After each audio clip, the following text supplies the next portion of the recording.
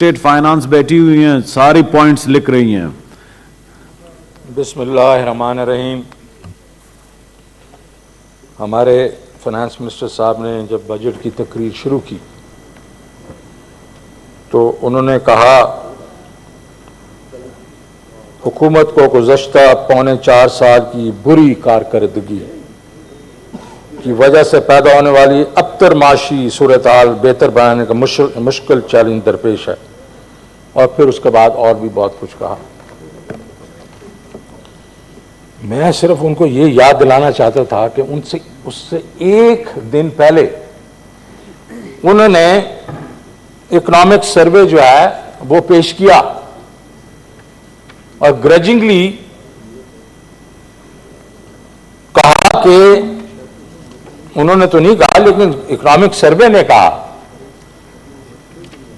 कि 2004 और 2005 के बाद पहली दफा 2 कंसेक्यूटिव सालों में जो इकोनॉमिक ग्रोथ है वो 5.5% से ज्यादा हुई।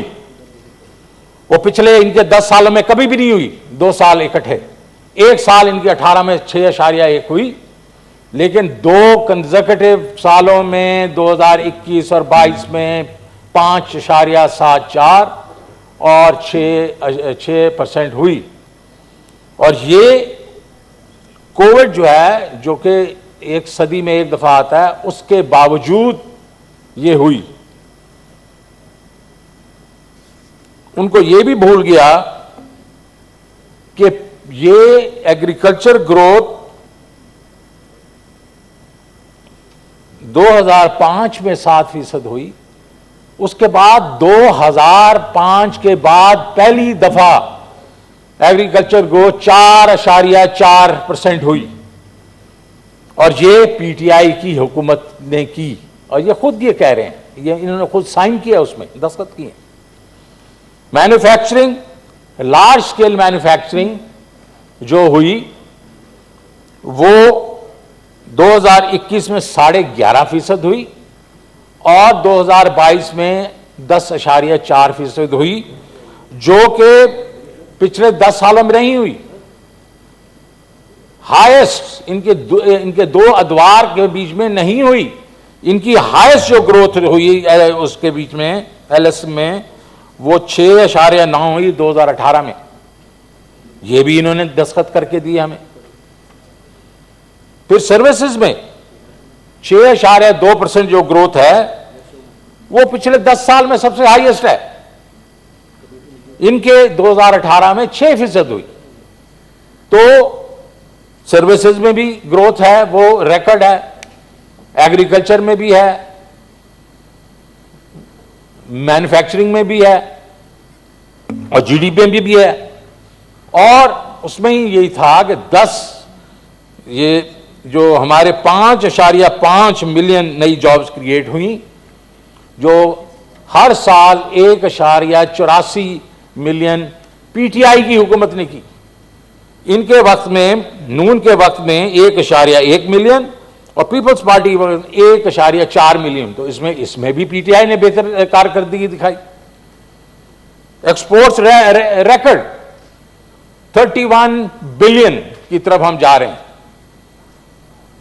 जब ये छोड़ के गए थे वो 24.5 पे थी, और वो भी उसी एक साल में।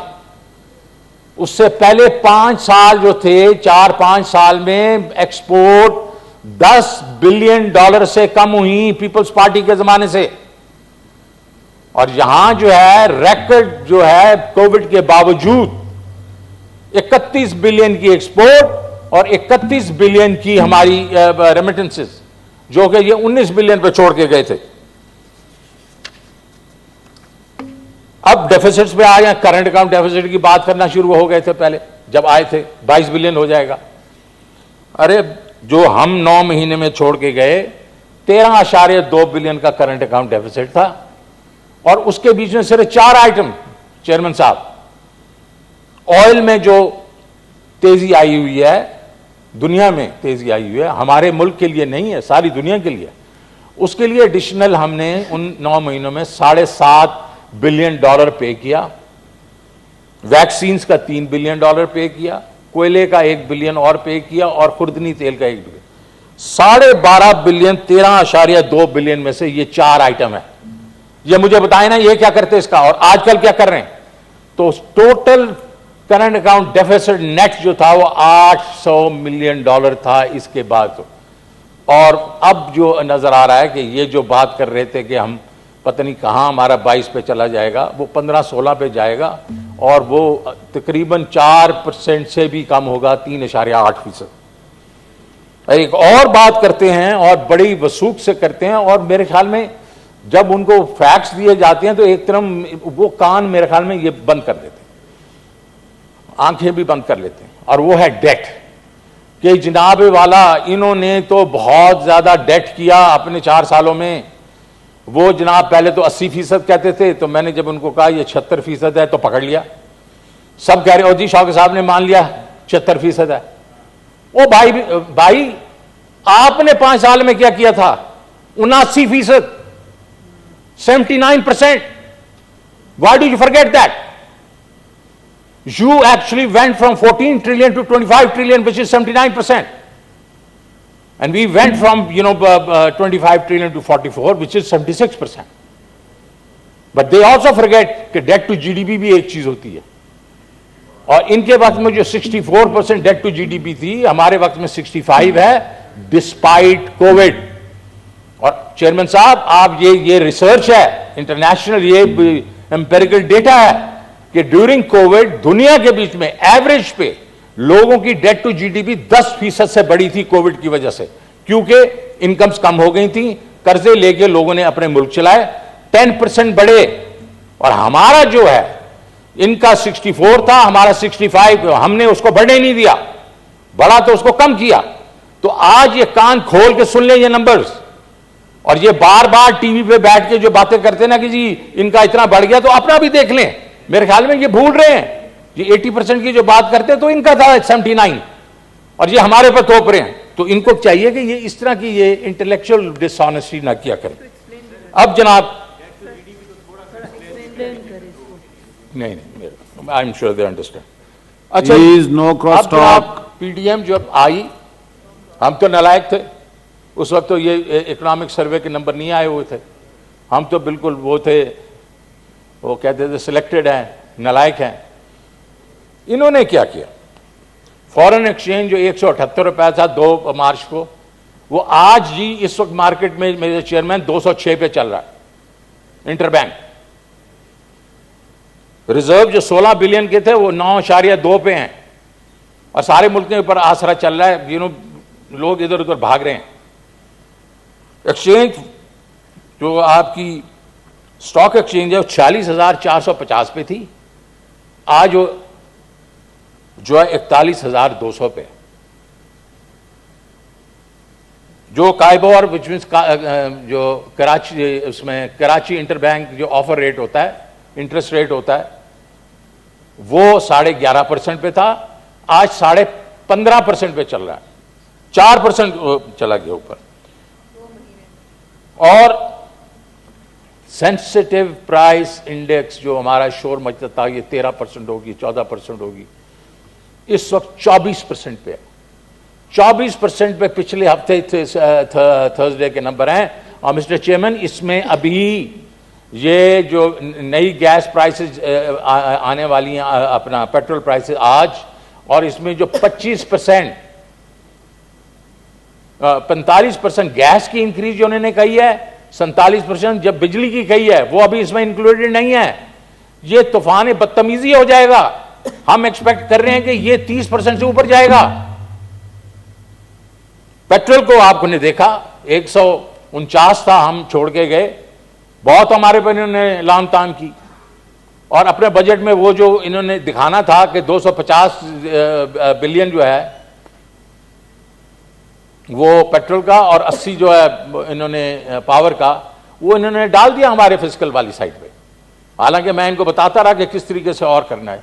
तो चले 149 का लीटर आज कितने पे है? 209, 30 रुपया आज ये बढ़ाएंगे तकरीबन। और उसके बाद फिर ये अगले साल जो बढ़ा रहे हैं और इन्होंने किया, लिखा हुआ है 750 बिलियन की जो ये लेवी डालेंगे और 17% का सेल्स टैक्स डालेंगे, ये 300 रुपए से ऊपर चला जाएगा अगले चंद महीनों में। पावर सेक्टर 16 रुपए पे हम छोड़ के गए थे, इस वक्त 24.5% रुपए पर फी यूनिट ये हमें जो लगाएंगे जुलाई से। गैस 45% इंक्रीज करेंगे मिस्टर चेयरमैन, लेकिन ये एक उसका पहलू है। दूसरा पहलू यह है मिस्टर चेयरमैन कि सबसे निचले तबके का जो लोग हैं, जो बेचारे जो स्लैब है सबसे, जो उनकी जो गैस है वो 75% बढ़ जाएगी। ये जुल्म है छोटे लोगों के लिए। और लोड शेडिंग जो है वो कल मेरे ख्याल में या कल या परसों जो थी वो 8000 पे पहुंच चुकी है। और इन्होंने कहा था कि 1 मई को कोई लोड शेडिंग नहीं होगी। तो अब मैं जरा बजट की तरफ जाता हूं। ये पहली तो बात है, ये प्रोविजनल बजट, क्योंकि हर जगह पे लिखा हुआ है प्रोविजनल एस्टिमेट्स है। मैंने तो कभी जिंदगी में ये नहीं देखा कि बजट जो है, फाइनेंस बिल है, उसमें प्रोविजनल नंबर दिया। अरे भाई, होता है कि सेनेट कोई सजेशन देती है, वहां से फ्लोर ऑफ द हाउस में कोई सजेशन आती है, आप उसको इनकॉर्पोरेट करते हैं, लेकिन नंबर मुस्तनद होते हैं आपके। और उसके बाद आप अभी कहें सारे नंबर्स ही प्रोविजनल हैं क्योंकि चेंज हो सकते हैं, तो फिर यह बजट तो ना हुआ, ये तो प्रोविजनल एस्टिमेट्स हैं। तो पहले तो एक मिनी बजट आ चुका है जो 60 रुपए इन्होंने बढ़ाए हैं, अब ये भी प्रोविजनल है, ये चेंज होगा और फिर एक और बजट आ जाएगा क्योंकि वो आईएमएफ के साथ जब मुआहिदा होगा तो होगा। तो इसका मतलब है ये एक्सरसाइज तो फ्रूटलेस है, हम क्यों डिबेट कर रहे हैं इसको। और इसमें आप देखें कि बड़ी, मैं तो खैर इसको ये नहीं कहूंगा, हो सकता गलती हो सकती है, लेकिन $7 अरब की गलती, $7 बिलियन का डेट लाइबिलिटी ही बीच में नहीं थी। और उन्होंने कहा जी ये तो बस मिस हो गया। अरे यार, तुम $100 मिलियन कर लो, 150 मिलियन कर लो, $7 बिलियन मिस हो गया बीच में से। अब मैं चलता हूं जीडीपी की तरफ से। अब मैं कोई 4-5 चीजें डिस्कस करूंगा। पहली है जीडीपी। जीडीपी ग्रोथ सर इन्होंने दिखाई है, ये हमारी 6% है, और 6% में आप देखें एक्सचेंज रेट कहां था, कॉस्ट ऑफ डूइंग बिजनेस जो थी 10-11% है, और इधर इस वक्त एक्सचेंज रेट चला गया है 205 पे। इन्फ्लेशन जो है वो 25-30% पे जाएगी। टैरिफ जो है, गैस टैरिफ मैंने आपको बताया 45% बढ़ेंगे, पावर टैरिफ 50% बढ़ेंगे, पेट्रोलियम जो है डीजल 40% बढ़ेगा, वाटर अवेलेबिलिटी बिल्कुल नीचे जा चुकी है इस वक्त, और एग्री इनपुट के बीच में डीजल महंगा हो गया, आपका फर्टिलाइजर महंगा हो गया, यूटिलिटीज महंगी हो गई, और बिजली भी नहीं है।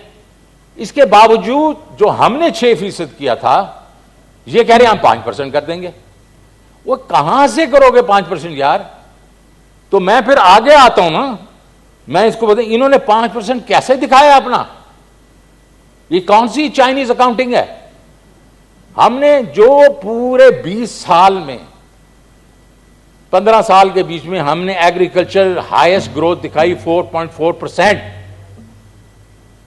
और बावजूद जो चीजें मैंने आपको डिस्क्राइब की, पानी भी कम है, डीजल भी महंगा है, फर्टिलाइजर भी महंगा है, इन्होंने 3.9 दिखा दी। ये कहां से नंबर लेके आ गए हैं भाई।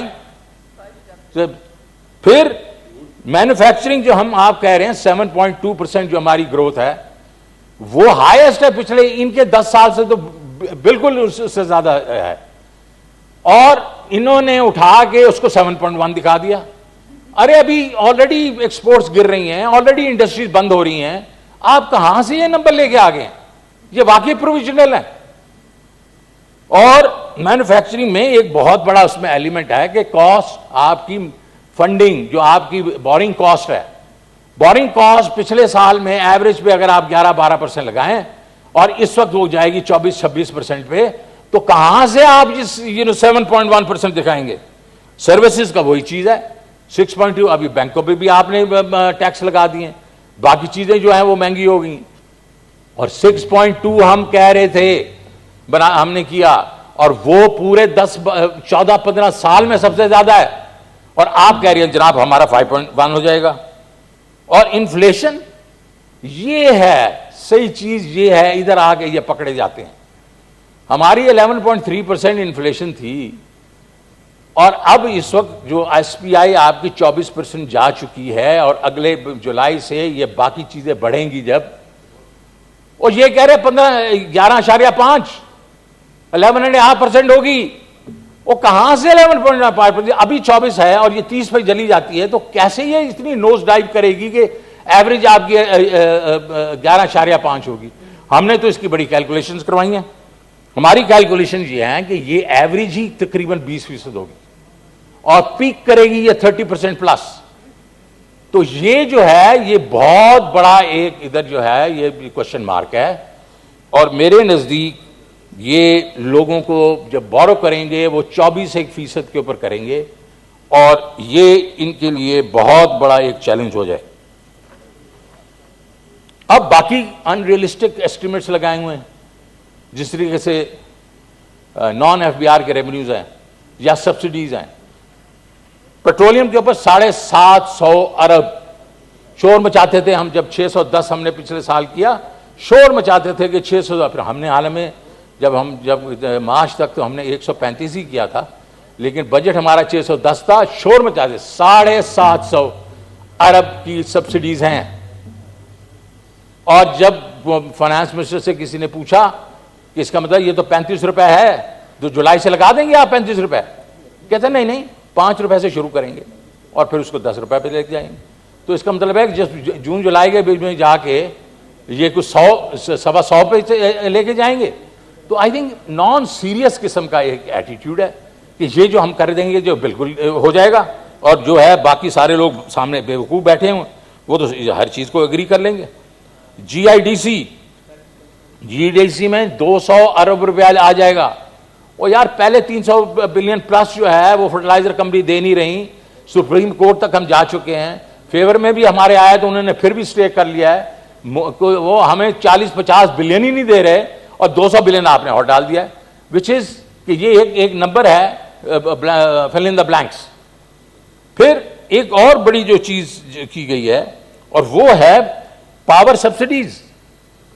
1072 की पावर सब्सिडीज इस साल जो गुजर रहा है उसमें, अगले साल में उसको काम करके 570 कर दिया गया है, 600 अरब से उड़ा दिया गया है सब्सिडीज को। और ये वो साल है जहां कैपेसिटी पेमेंट्स के लिए 1.4 ट्रिलियन रुपया इनको देना पड़ेगा। तो 1.4 ट्रिलियन जो इन्होंने बहुत महंगे किए थे, कॉन्ट्रैक्ट्स किए थे, और वो जो है वो अभी कैपेसिटी पेमेंट पिछले जो ये गुजर रहा है उसमें 850 बिलियन थी, अगले साल 1400 अरब होगी। तो वो कहां से आएगा पैसा? ये सब्सिडी तो आप बेसिकली निकाल रहे हैं, तो वो कौन देगा? तो मेरे ख्याल में इन्फ्लेशन पीक करेगी 30% पे। मेरे ख्याल के बीच में ये आपका ये प्रॉब्लम होगा, इनके फिस्कल के लिए बहुत बड़ा प्रॉब्लम। अब रेवेन्यू की तरफ आते हैं। हमने 6 ट्रिलियन का रेवेन्यू इस दफा इनको, हालांकि 6.1 हमने करना था, लेकिन इनके 2 महीनों में उन्होंने वो थोड़ा सा कम हो गया। तो 6 ट्रिलियन हमारे एस्टिमेट्स ये है, हमने जो एस्टिमेट किया है कि आंखें बंद करके हम वो रेवेन्यू जो है वो 7.9 ट्रिलियन हमने करना था। 7.9, इन्होंने क्या एस्टिमेट दिया है? 7 ट्रिलियन, 7 पे बस हो गई है। और उसके बाद हमने स्टेट बैंक से भी ज्यादा पैसे लेने थे, और हमने जो हमारा एस्टिमेट था कि 8.7 ट्रिलियन के हमारे ये रेवेन्यूज होंगे, और ये इन्होंने ये एस्टिमेट दिया है कि 7.3।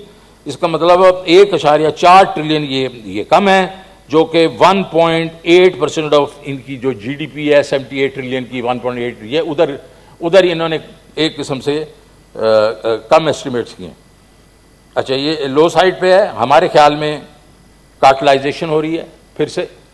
और कार्टलाइजेशन किसके है? ये जनाब सीमेंट, शुगर, टबैको, फर्टिलाइजर, इनके ऊपर जो हमने ट्रैक एंड ट्रेस लगाया था उसमें एकदम कम होना शुरू हो गया उसके ऊपर काम, टबैको वगैरह पे स्पेशली। और अगर देखें तो हम चाह रहे थे कि हम ब्रॉडनिंग करें, ज्यादा लोगों को लेके आए, और हमारे पास 43 मिलियन का डेटा छोड़ के गए हम इनके पास। और उसके बाद जिन्होंने क्या किया, इन्होंने उल्टा कर दिया। 6 लाख जिसका मतलब वो थी एग्जाम्पशन की, उसको 12 लाख कर दिया, और बड़े वाले जो लोग हैं उन पर दबा के कईयों पे टैक्स लगा दिया। तो ये जो है, और रिटेल के ऊपर हम चाह रहे थे पॉस मशीन्स लगाएं, हम चाह रहे थे कि उनको जो है उनसे पैसे लिए जाएं जो कि रिटेलर्स हमें पैसे नहीं दे रहे थे। इन्होंने उसको फिक्स टैक्स लगा दिया, एक नॉमिनल फिक्स टैक्स है, जिससे बिल्कुल ही हम वैसे तो खाना पूरी हो जाएगी लेकिन रिकवरी नहीं होगी। वी ऑल्सो बिलीव कि डिस्टॉर्शंस की जो हमने रिमूव की थी, और डिस्टॉर्शन में मैं 1-2 एग्जांपल्स दे दूंगा, एक आधी एग्जांपल। एक्सपोर्ट प्रोसेसिंग जोन्स वाले, ये था कि ये क्योंकि इंपोर्ट करते हैं और फिर एक्सपोर्ट करते हैं तो उसके ऊपर आप इसके ऊपर टैक्स वगैरह नहीं लगा सकते, और ये बहुत देर का ये रूटीन चल रही थी। हमने आके जब, और IMF ने उसमें भी हमारी मदद की कि ये लोग करते ही हैं कि 100 रुपए की चीज़ दिखाते हैं, 200 की मंगवा लेते हैं अंदर और कनाइमन से मंगवाते, और 100 जो है वो लोकल मार्केट में बेच देते हैं। तो हमने कहा नहीं, आप जब अप फ्रंट आप सेल्स टैक्स देंगे और जब आप एक्सपोर्ट करेंगे तो आपको वो रिबेट मिल जाएगा। और एक तूफान मच गया, लोगों ने आके मुझे बुरा भला कहा, सारों को कहा कि ये, लेकिन हमने उनको पूरा दे दिया डेटा कि ये बेईमानी हो रही थी, इन्होंने उसको फिर से वही कर दिया। वाई? पुराना पाकिस्तान वापस आ गया। अब एलीट्स के ऊपर आप बताएं कि ये इन्होंने कहा कि हम एलीट को टैक्स कर रहे हैं, एक घर जो होगा उस पर कुछ नहीं होगा, दूसरे घर पे हम करेंगे। ये कैसे करेंगे? जी सर। ये इंप्लीमेंट ही नहीं हो सकता। तो मेरे ख्याल में इनको IMF के साथ भी इधर इस पे प्रॉब्लम होंगे। अब जनाब आके एनर्जी की बात करें। अब पेट्रोलियम सब्सिडी इन्होंने उड़ा दी, IMF से इन्होंने कमिटमेंट कर दी 17% भी करेंगे, तो मेरे नजदीक ये रेट्स 300 से ऊपर चले जाएंगे। बिजली की जो कीमत है वो आप देखें, ये तकरीबन जो है ये 24 से 29 रुपए पे जाएगी। लोड शेडिंग 7,000 पे है। उसके बाद जो डोमेस्टिक गैस प्राइस है वो 400% से ऊपर जाएगी लोगों के, निचले लोगों के लिए, बिकॉज ऊपर वालों के लिए जो कम हो रही है और नीचे वालों के लिए ज़्यादा हो रही है। और क्योंकि LNG महंगी है तो जाहिर है ओवरऑल कॉस्ट भी ज़्यादा जा रही है। लेकिन आप निचले वालों पे क्यों बोझ ज़्यादा डाल रहे हैं यार? फाटा के पैसे कम कर दिए। अरे उन लोगों ने आपका क्या कसूर किया है? इसलिए कि वो KP में PTI की हुकूमत है। इन्होंने करंट बजट जो 60 बिलियन का है वो नए एक्सपेंडिचर में ही नहीं है, वो गायब हो गया है। इसी तरीके से अगर आप देखें कि इमरान खान ने ओवरऑल फेडरल ट्रांसफर जो थी फाटा की वो 40 अरब से बढ़ा के 131 अरब कर दी थी, जिसको अब इन्होंने 131 को 110 कर दिया। लोग, इन्फ्लेशन हो रही है, आप बढ़ाएं, आप कम क्यों कर रहे हैं? और यही चीज है चेयरमैन साहब, गिलगित बल्तिस्तान के पैसे गायब हो गए, आजाद कश्मीर में कटौती हो रही है। तो ये कर क्या रहे हैं? क्योंकि उधर PTI की हुकूमतें हैं, इसलिए ये कर रहे हैं।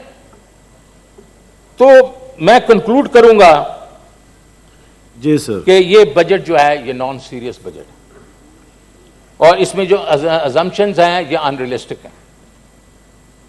ये जो एक्शंस कर रहे हैं इससे बहुत ज्यादा इन्फ्लेशन होगी, आम आदमी पे बहुत मतलब इस पे वो एक किस्म से वजन आएगा, और वो they will be miserable. And my own senses कि हम तो 4 पैच 10 रुपए बुलाते थे तो ये कहते थे कि हमसे स्ट्रीट्स पे आ जाएंगे, हम यहां जो बात कर रहे हैं 100-150 रुपए की बात कर रहे हैं।